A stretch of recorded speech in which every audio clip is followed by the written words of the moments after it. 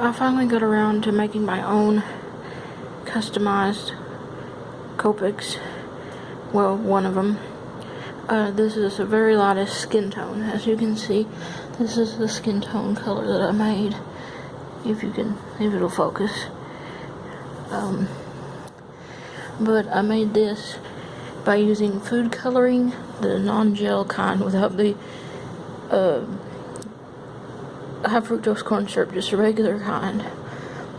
And I used 50% isopropyl alcohol, and I mixed it in these little bottles I got from the Dollar Tree.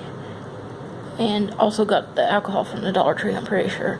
But I had to go to Walmart to get the food coloring, and the pens I ordered online. You can find them cheaper than these kind, but I couldn't find them right then, and I really, really wanted them, and it took months to come in, but I finally got them, and I ordered 8 of them, so I'd have plenty to work with.